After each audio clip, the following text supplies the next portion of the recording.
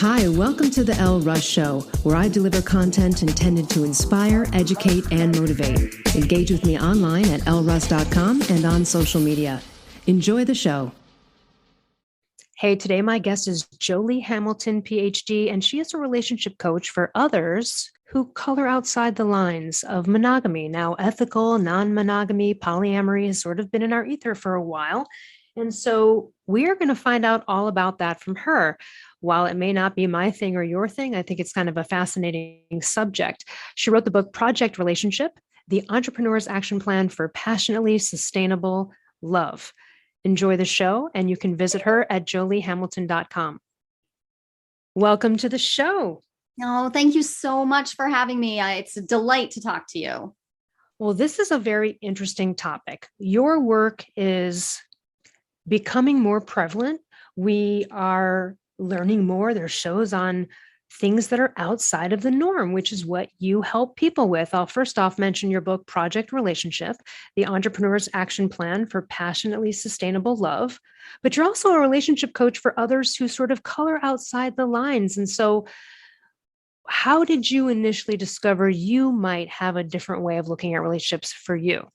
Oh, that is, I'm so glad that you asked that, because I think most of us are called to our work by something that comes from within, right? And I definitely took a deep dive into unconventional relationships. And it was a very deep pool, and it was concrete, and there was no water in it. It did not go well. So I first realized that I was interested in something less conventional because I fell in love with someone who I was not married to, and who was married to a close friend of mine. It was not quite as bad as you might imagine from that short synopsis, because she was actually totally fine with it. However, we didn't know what the heck we were doing. And we really did things. We made a hash of it. And that's the trouble with relationships. You don't always know how to do them, even if you are doing them the conventional way. Okay, so let me chime in there and say, we need more info on this. Okay, so in that scenario, how did that come about? Was it obvious that you two had a connection? Did she bring it up first? Did you say, hey, I'm attracted to your husband. This feels weird. How did this even come about where that was sort of the awareness was there of it? Yeah, so I discovered in a cataclysmic moment on a dance floor. I was just out celebrating with some friends. I had recently opened a CrossFit gym, and a couple of my friends, we came out all together, husbands, wives. We're on a dance floor, and we're just dancing. And I started a fresh song with somebody I had known literally my whole life. He played with me when I was a baby. He's about 10 years older than I am. He was my cousin's best friend. So I knew him my whole life. I had no idea. In fact, I thought I found him pretty darn annoying, but he was still a friend. And I got hit like a ton of bricks, like a lightning bolt through my soul, that this person had some connection to me that was much deeper than friendship. It was news to me. It was not what I expected. And the only thing I feel totally wonderful about in this crazy situation is that I went straight into the fire, and I told everybody involved, like, whoa, I've got these big feelings. I told his wife, I told my husband. I went full in with the idea that honesty was the best policy and was the best way for us to figure out what happens next, because I knew I didn't want to cheat. I knew that. Well, right. And then my next question is, okay, right, just revealed that you were married as well. This must have been a very somewhat disconcerting moment. Oh, yeah. Yeah. I mean, like, how do you, people are probably thinking, oh shit, like, how do you tell you're high? Like, yeah. Okay, continue. Because this is because there's the thing. It was a disconcerting moment, but I was so naive. It was actually fairly adorable. I was all in my like, oh my gosh, I can't believe I have all these feelings. I've been married for 13 years, together with my partner for 17. We were high school sweethearts. And I was so naive that I hopped into the shower with him one night, and I was like, oh my God, I am completely head over heels for your best friend. And oddly enough, he wasn't into it. Weird, right? Right. Well, that's understandable for most people. Right. So that must have been, I can only imagine, because I am a purely monogamous type of person, that's a painful hit. when a painful hit. Exactly. Here's where it got really interesting, that I didn't know what I was doing, but I knew I didn't want to lie. So I was not talking about actions at this point. I was like, I have all these feelings. I don't know what to do with them. And my husband and I at the time, we didn't have an even sex life. We didn't have like the same level of interest and spontaneous desire for sex. So one of the reasons for my naivete was that we had never really aligned here. And so we did okay with our sex life, but I didn't really think he would care if I was experiencing these big feelings, because I had fallen in love with women over and over and over again. He knew I was bi the whole time, and it had never bothered him. I'd never acted physically on these relationships, but I'd had huge feelings and we talked about it all the time. So the trouble was that this was a guy. This was different for him. And I, again, naively didn't realize that he didn't have that. He just was going to respond differently. And it was hard. It was a splash of cold water right in his face. It was rough. It was not the way I would recommend anyone do it. It's part of why I do this work, is because you went into a real like, and also what you're like, oh, like, well, he didn't care about all of the women. So yeah, this is just another one of those. And it wasn't. Yeah. It was not, because this tapped into a primal level fear for him that I had no idea existed. I really didn't know. Because I experience attraction in a very gender blind way. I just don't really feel it that way, but he doesn't. So it was different for him. And this was a big area where we had a big gap in our understanding of each other. And if I had handled this with more grace, if I had had guides, if I had had the language to approach this differently, it might have been a big growth point for our relationship. It might have been something that actually brought us closer together over the long term. But I didn't have those things. I didn't know the language. I didn't know the words polyamory or consensual non-monogamy. I didn't know about negotiating inside your relationship. I just didn't know. And that was the big problem. You don't know what you don't know. And before I knew it, 45 days later, we were separated because it blew a hole in our idea of what our marriage was supposed to be. But here I am 13 years later, very, very happily married and consensually to a different person. Yeah, oddly enough, to that guy from the dance floor. You wouldn't have thought, right? So wait, did he get divorced from, I'm assuming, or? First we lived as a triad, and after a while they got divorced, and after a while longer, he and I decided we wanted to take the leap into a more traditional looking marriage. We even dipped our toe in the waters of monogamy for a while, which was very risque for us. So what about his ex-wife? Was it that she eventually became unokay with it?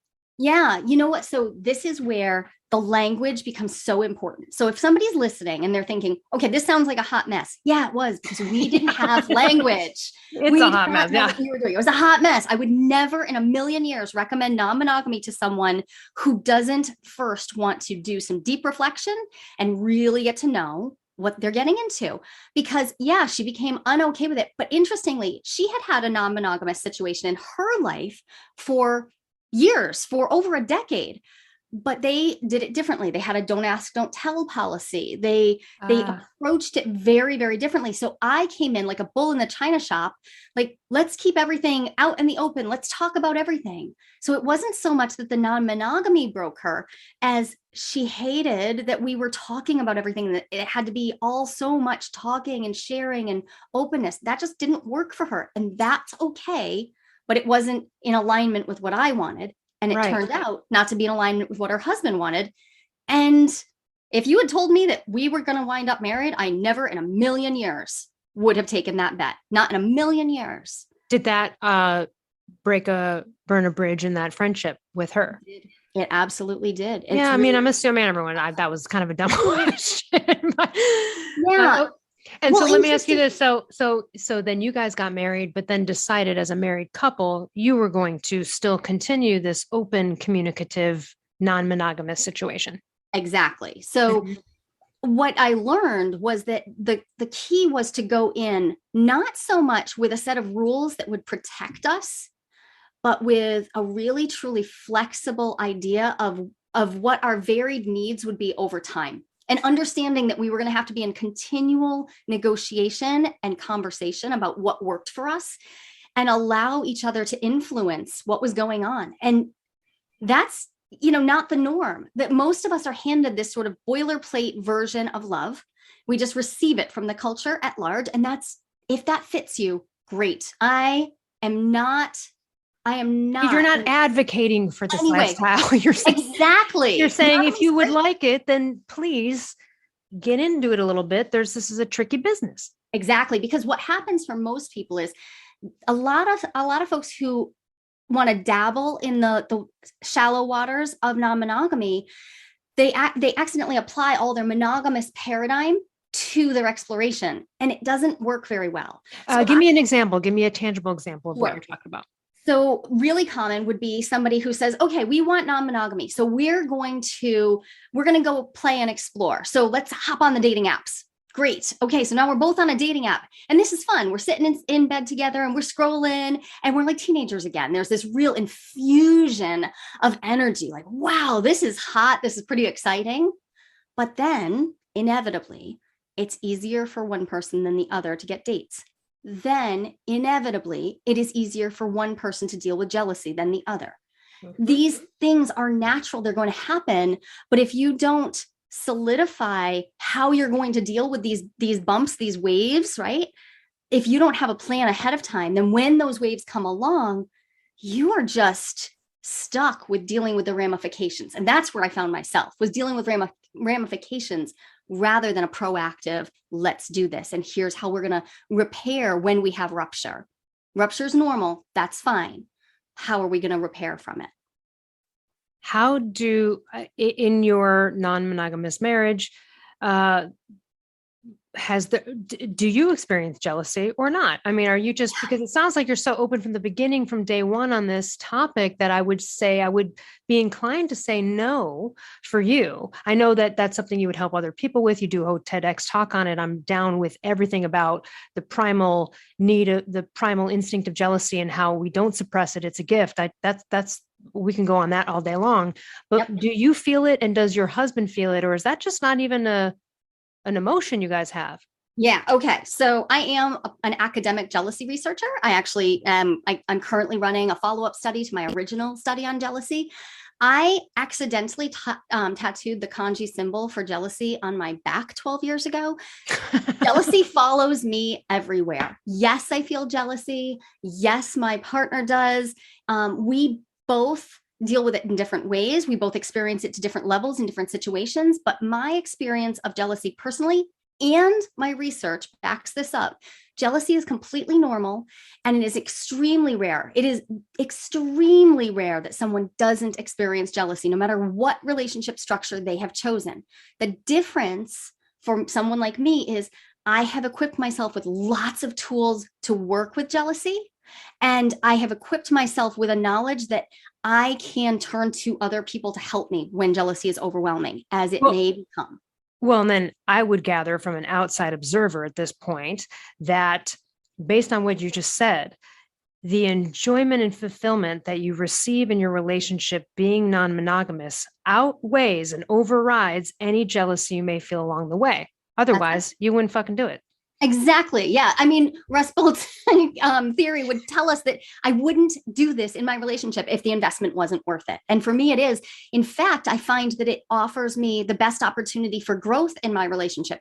To face jealousy head on and to work with it has led my relationship to become my individuation path. This is how I'm growing and deepening my connection to myself, my sense of self-security, my ability to self-soothe, and my ability to practice compersion, which is the opposite of jealousy. My ability to practice feeling joy for my partner's joy, even when it has nothing to do with me. Right. That's not easy. And it doesn't mean that I don't feel jealousy. I open space for both of these feelings to exist. And it means I have to act like a damn grown-up. It's really hard.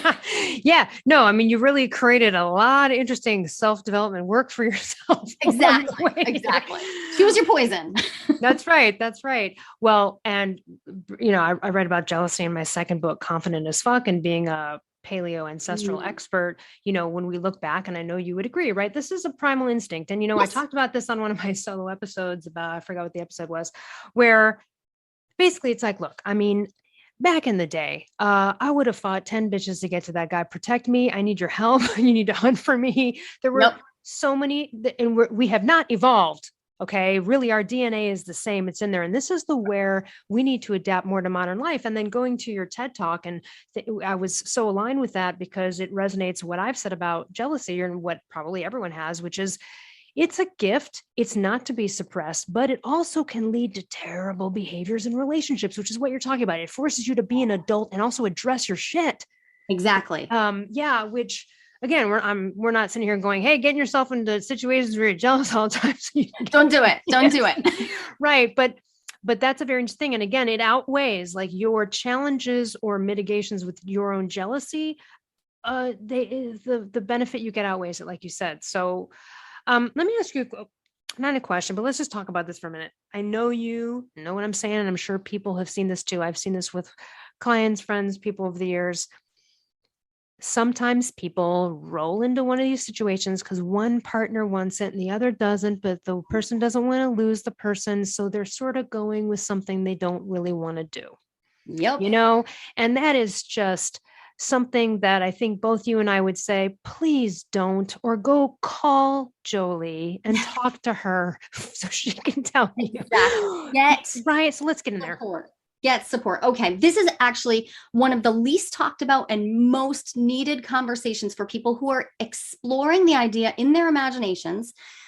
The sooner you get an assist from someone who's been down the road beforehand, the less damage you're going to do. Because, and this could look a lot of different ways, but here's the thing.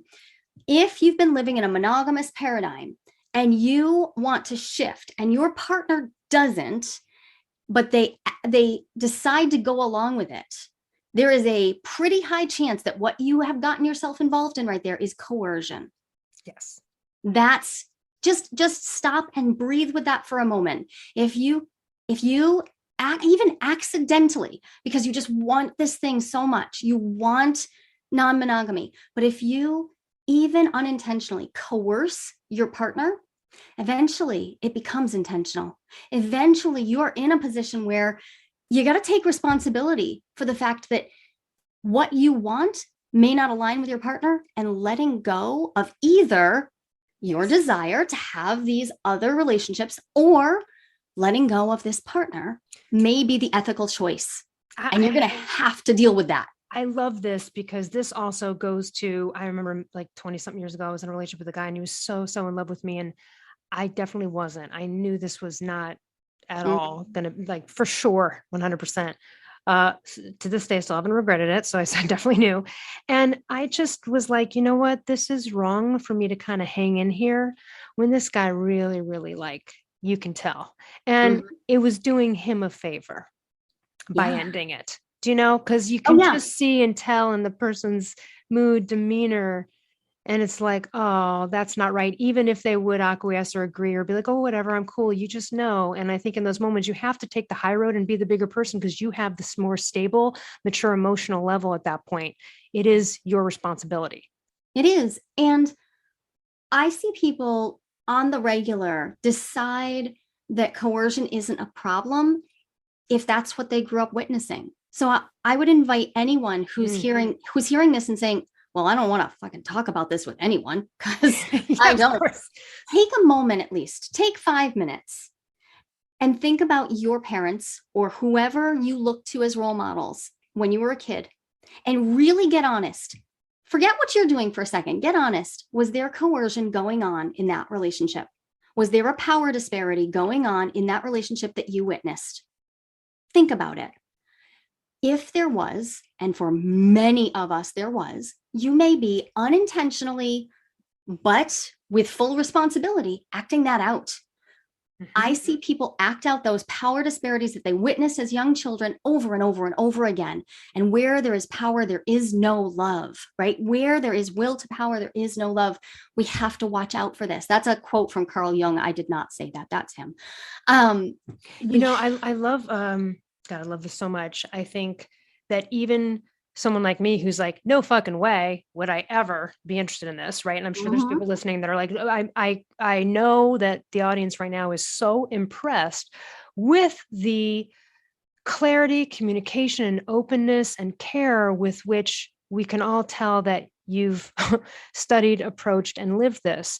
And because it is a thing that people do want, it's so important. I'm going to go on a limb, but I assume this has already happened, where if you're out there and let's say you do have a partner who wants this of you or from you and you don't, please call Joli, because she's going to help you with communicating your feelings about it and getting that shit sorted out, which is also part of the problem. Because if you have to say no, or you have to express your desire to not, I think you are the one. I'm sure you probably have already worked with people in that situation, but my gosh, I just thought, aside from coaching people who want it, coaching people who are in the other side of it, who don't want it.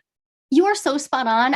I'm so impressed with your ability to see this, because a lot of times there's this false dichotomy, as if people who want non-monogamy or polyamory or some version of that, or even swinging, like, which we could think of maybe the mildest version, that there's either the people who want that and then there's the people who want monogamy. But actually, this is just a great big mosh pit of ways to relate. And people may dip their toes in all these different ways, and figuring out what the right fit is for you, that's what I care about. There is no one right way to relate. There are a million creative ways to be in relationships. So let's figure out how to communicate what you actually need. And that may require some negotiation skills. That may require really getting serious about what your path is. Where do you want to go? Because if you, like I did, I had 4 biological children when I threw my marriage in the wood chipper. Okay. And I thought it was going to be fine. I never recommend this. And yet I've also witnessed people transition gracefully. Transition, that's really the measure for me. Can you transition gracefully between relationship states, whether that means you stay with your partner or you learn how to consciously uncouple because you actually want different things, or whether Shout out to Catherine Woodward Thomas on that one, and her book Calling in the One, which I mentioned several times, which is a fantastic book to get some clarity about what you might want in relationships, because she asks some really fucking important questions in there, and there's great stories. So anyway, just shout out to her. 100% do that work. And then don't be afraid to say, I need help with this, because almost everyone is missing the education on love that they really needed.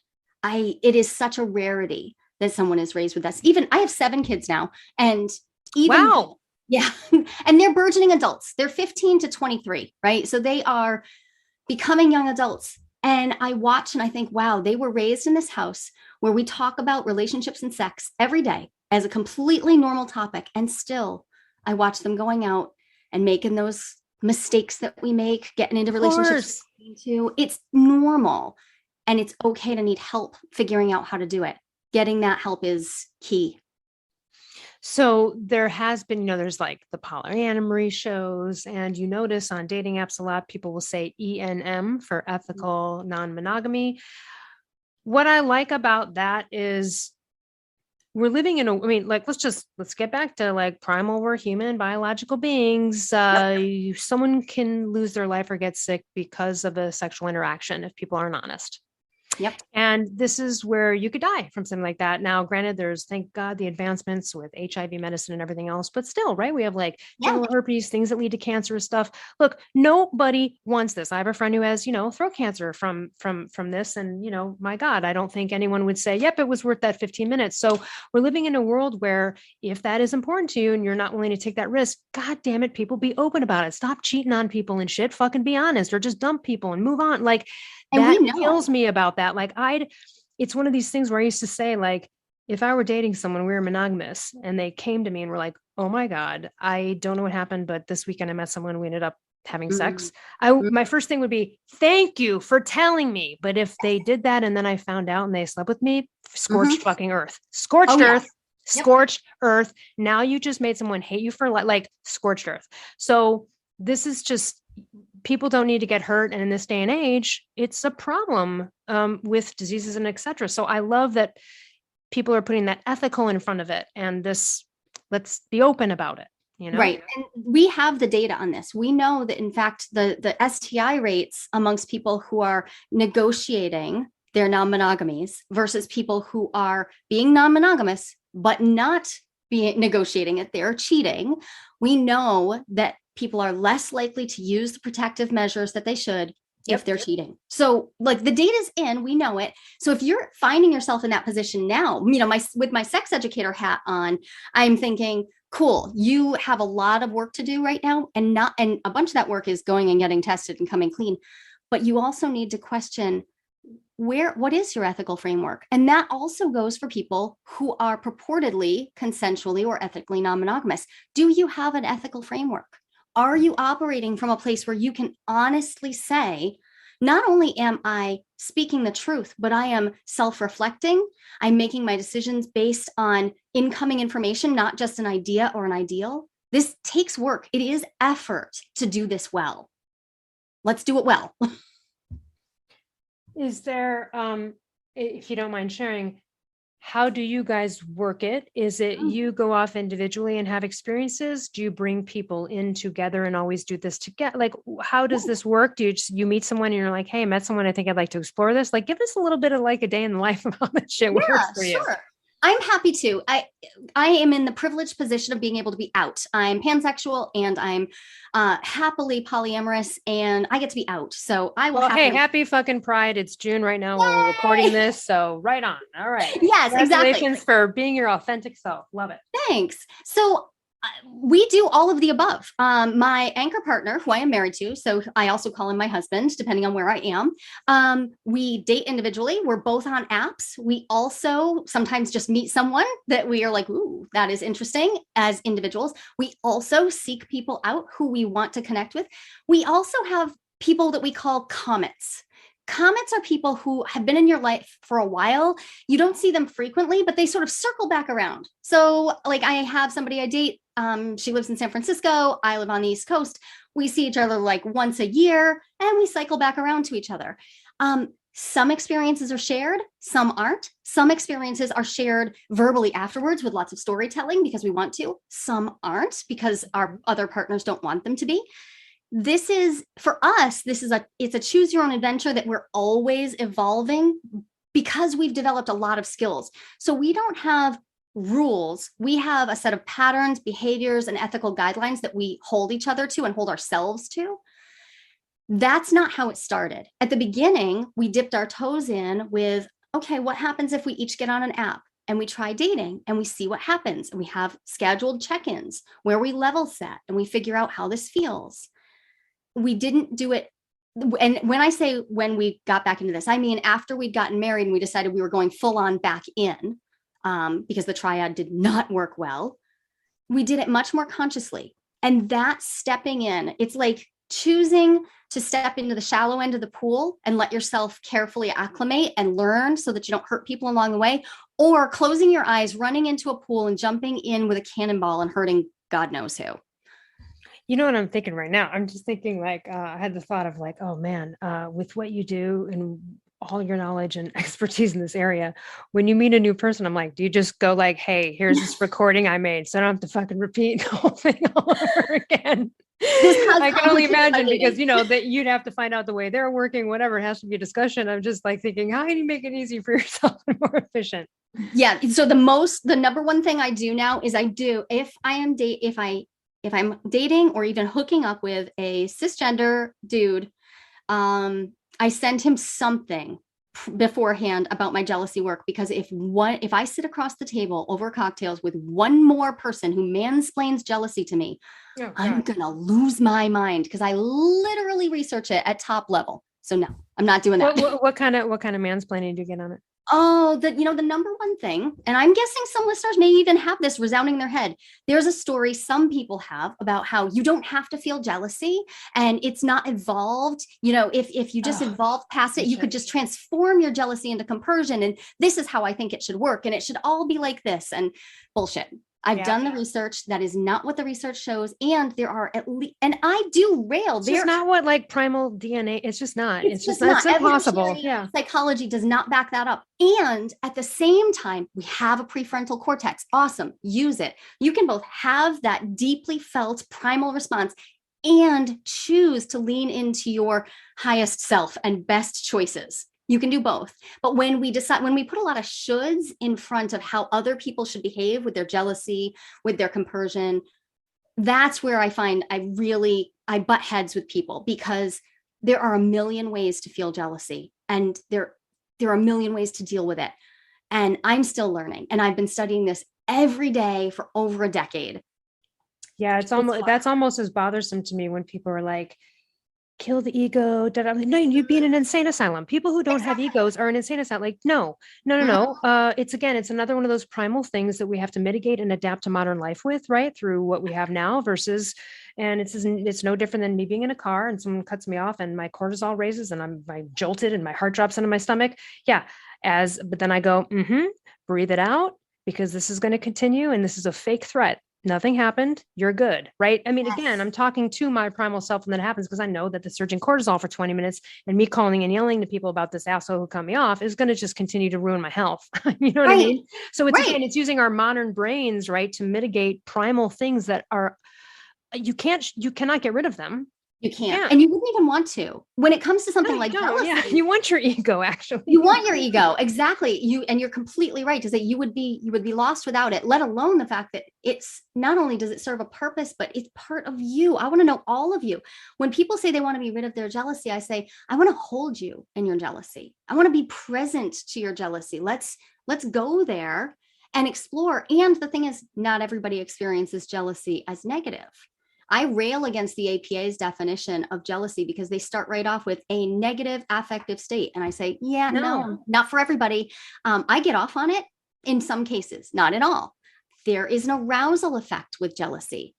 If you just think for a second about the reason we have all these rom-coms with these jealousy stories, it's because it's erotic too. It can be both threatening and arousing. I mean, the definition of the word arousal is neutral, right? It's not good or bad. It's what we do with it. So if I want to really tap into somebody and get to know them, I want to be present to all of that, their reactions, their responses, and I want to see that they're working with them in an ever growth-oriented way. Doesn't mean they won't make mistakes. Absolutely not. And, when it comes, so most people do think of jealousy in romantic relationships, of course, like that would be the first thing people would go to. And it's so interesting because I did a solo episode on this for the podcast about, again, what you would push to, which is it's an opportunity, because if you're jealous, usually when you're jealous of someone attaining a thing, there's sort of this level of like this unfairness you feel about they might have some advantage. But again, it's all this like threatening behavior towards yourself with these thoughts. It's an interesting thing to kind of break that apart and be able to see that, hey, this is something you want. And also to maybe expand it further and go, all right, there's not a lack. Everybody can do it. It's just such an interesting thing because we go, again, it's the same thing with possessiveness in relationships with the jealousy, right? Like you would go, oh, but they did it. That means I can't do it. Or there can't be 5 of us. Or what if they become more successful than me and then they leave me? A lot of it's the fear of abandonment. A lot of it's just this primal stuff that if you dig into it, it could be such a gift and also really show you what you want. If you're jealous and envious of someone, hey man, maybe you want what they want. Go for it. Right. And there you go. You can I peel those two apart and I say, so if I'm jealous, it's a problem of 3s. It's a triangle. My dissertation was titled Triangular Trouble for a reason. You now know that you care about someone. Great. Let's figure out what you're going to do about that. Mm-hmm. If it's envy, it's a problem of 2s. It's a dyad. It's because you want something they have. Great. Right there, we can dig into not only your drive, your motivation, but also where are you actually fostering a lack of self-worth? Mm-hmm. Bingo. Because a lot of this is a lower self-esteem vibration. Absolutely. Exactly. And so it's all an opportunity. Thank goodness we have our modern brains to work with this, and we have these conversations happening. I'm grateful that you're calling it as you see it. You're saying, yeah, you're going to feel this stuff. And what do we do now? You're not trapped by that. You have options. I also want to just say, like, your does like your desires as they've been expressed on this podcast, that what we know about you and what you like romantically and sexually in this arena, God, the 1940s would have been horrible for you. I'm just thinking, it is, people have always diverged from this standard, and we've only come to accept certain layers of it over time, right? Gay marriage, gay rights, this, what, bisexual, trans, all the different things. And so in a way, even though I'm the opposite of you, I am happy for you.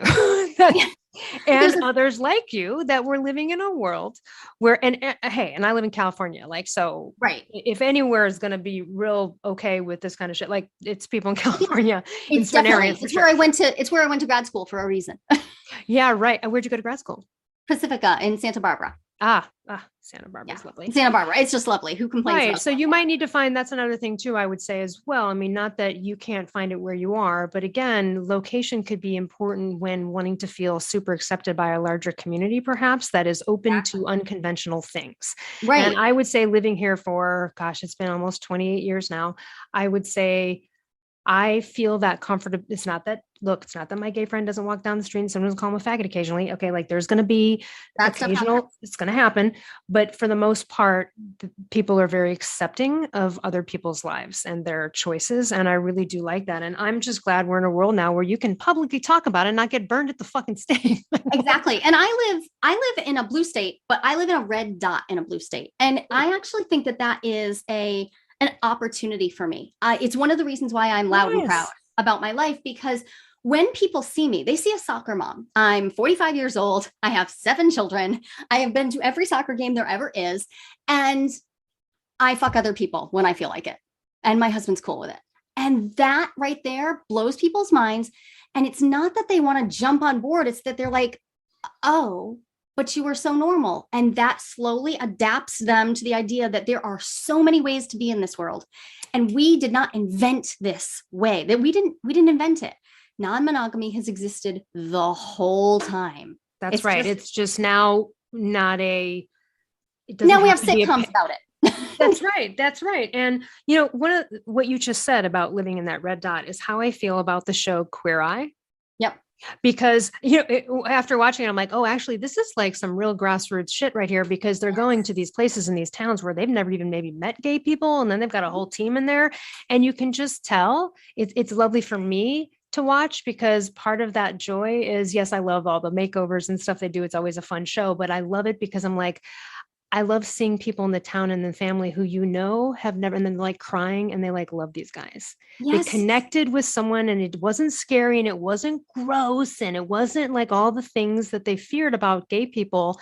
And so that's almost like the red dot in the blue state. Yeah. So they got in touch with their humanity. And you also just described your own experience of compersion. Compersion is nothing more than joy for another's joy, even if it has nothing to do with you. I actually have a lot of that. There you go. Like, there it is. And maybe I need a t-shirt as well, because I actually do really, I think that's another reason I love watching, like, I'll love watching the reality shows that are where people like win or like get ahead or their dreams come true or like they have even a renovation. I'm like so happy for them. Compersion candy. Who doesn't like this? It's amazing. It is. It's a word that started in polyamorous communities, but compersion's for everyone. Compersion is just about inviting joy in for someone else's joy, even if that joy has nothing to do with you, which means it does not ask you not to feel jealous. It just asks you to open up some space for compersion to sit alongside jealousy if jealousy's there or envy's there. Compersion can exist too. It's a great thing, because who doesn't want more joy in their life? Absolutely. What are some other aspects of this or things that maybe we haven't talked about that are interesting nuances about this topic? Or something I think is really important. I have this concept I call creative monogamy. My colleague Tammy Nelson calls it open monogamy. Dan Savage sort of refers to it as monogamish, although he might be taking that in a different direction. It's this idea that, here's how I conceptualize it. If you're a monogamous person, your notion of what your monogamy is, it probably isn't explicit. You probably haven't taken the time to sit with your partner and go through all the different aspects of your life, from how you're going to do friendships, to how you're going to do your sex life, to how you're going to do your finances, to how you're going to share space with people, and how you're going to live all these different ways that we interact with humans in the world, you probably haven't sat down and had explicit conversations about where you're going to be exclusive and where you're going to be expansive. In creative monogamy, it invites you to have a conversation, an ongoing set of conversations with your partners where you figure out where you're exclusive and where you're expansive. A place where I see this show up for people is most of us don't expect to only have our spouse as a friend. Most of us expect that it will be normal and accepted and encouraged that we have multiple friends, some of which we share with our spouse, some of which we don't. But really, when you get right down to it, that's the same practice that opening up is. And then it's just a matter of degrees. How intimate is intimate? How close can your connection be? Where will the lines be drawn? Is it okay for me to sit on the couch with my girlfriend who's straight and monosexual, like she's not interested in anything poly? Is it okay for me to sit and snuggle her on the couch while we're watching a movie? Or right, but is it not okay if she were Or is it, bisexual? Not okay if she was bi? And having the conversations, this is what lets you craft a truly conscious, creative monogamy. You can be exclusive in areas. I know plenty of people who are expansive in lots of areas, but decide to be exclusive in, say, their finances, or they decide to be exclusive. Actually, my anchor partner and I, we don't have any other adults live in our house. And we made that decision because our triad didn't work and our kids already had that rocky experience of losing people. And so we made that decision to not have other adults share our living space until the youngest was at least 18. Well, here we are. The youngest is 15 now. So that may be on the table again. So we have to get really explicit about where we're going to be expansive and where we're going to be exclusive. And I really hope you come back to report on how that goes. I will. Absolutely. That would be really great to hear. If that ever happens, I'm going to, kind of follow you and stalk you and see what happens. And if you talk about it, you'll be the first to know. That's very interesting because it's been so many years since you haven't. The last time it didn't, you made that decision then. So that's bravo we'll have a lot for your communication. And I would say too, I think a lot of people listening, and even myself in moments on this conversation, are probably like, "Oh, fuck, this is a lot of work," right? But the thing is that it's really no more work than actually true, great other types of communications you should have with your partner anyway, that have nothing to do with other sexual anything, have nothing to do with this topic, just in general. And so this just requires... so it may be, again, it's different. It's not as maybe pervasively widely accepted. So there's that stigma associated with it that has to still be navigated, but my God, it's still, it's the right amount of work for it, right? Yeah. So if you think of it this way, if you want to have a monogamous relationship, which has very little expansiveness. Imagine my parents loved their codependence. They loved it. My father actually taught us codependence. He taught us the word and he thought it was great. He thought it was fabulous. They barely even had friendships outside of each other. They were so entwined. It was a disaster. I mean, oh my gosh, I could go on and on, but they loved it. It was still an option for them to be very, very verbose about what they needed, what they wanted, how they were doing this. It was a conscious choice. That, to me, that's key. I don't care how many people you want in your bed. It doesn't matter what the choice is. Yeah. Just have the conversations. And it's okay if you don't know how to. If you avoid conversations because they make you uncomfortable, great, then that's where your growth spot is. My husband was incredibly avoidantly attached. It has taken a lot for him to decide to have these conversations. Mm-hmm. But it means that we can choose anything. We can choose to be monogamous. We can choose to be polyamorous. We can choose a million options outside of that. We can choose to work together, which honestly, I think that requires even more conversations. It's about allowing yourself to really craft and create the custom designed relationship that you want, whatever that is. I'm sure everyone listening is feeling like me. We're just like, oh my God, you're just so fucking awesome.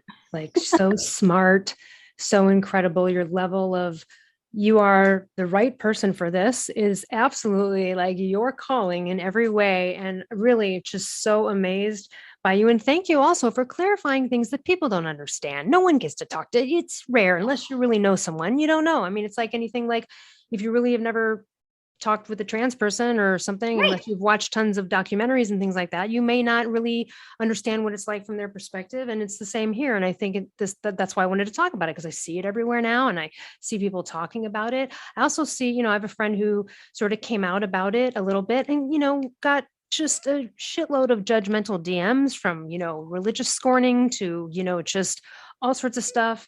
And so I think also, you have that experience too of coming out in sort of a variety of ways. Mhm. And that's what this is too. And people have to acknowledge that, like, don't half-ass that either. You have to be prepared. It'd be no different than some, gay kid in a red state somewhere where nobody's accepting of it.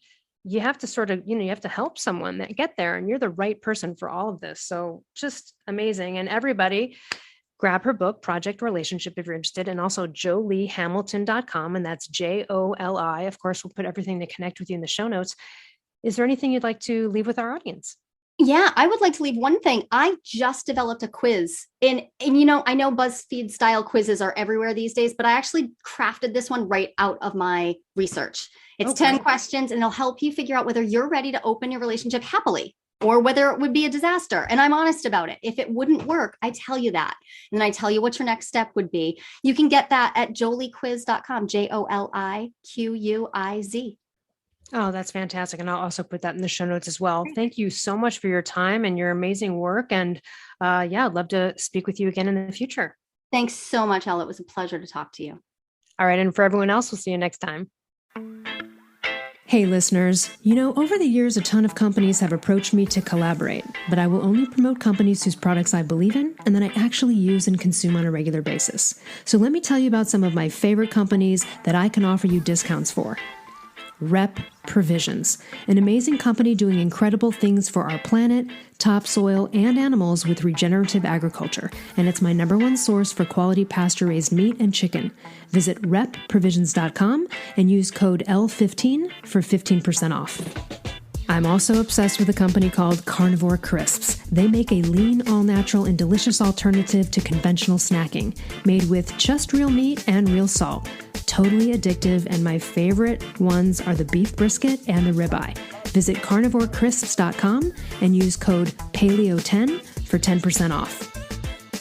I also love and regularly use Paleo Valley products. They make amazing supplements and delicious paleo products. I use the superfood greens powder, grass-fed beef sticks, the organ complex, and their bone broth bars. I love the lemon and apple. I also use their essential C complex and more. Visit paleovalley.com/promos/Elle Russ for 15% off. I also love Primal Kitchen. They make delicious paleo-approved, gluten-free, grain-free, soy-free, and no refined sugar products, and I use them daily, from their collagen powders and sauces and marinades to their avocado and olive oil. So good, so healthy. Visit primalkitchen.com and use code L10 for 10% off. I also love paleo powder and use it almost on everything I cook. They make incredible seasoning blends, and they also have these incredible grain-free coatings that feel just like crispy breadings that you would have had prior to knowing that there's another way. So visit paleopowder.com and use code L15 for 15% off.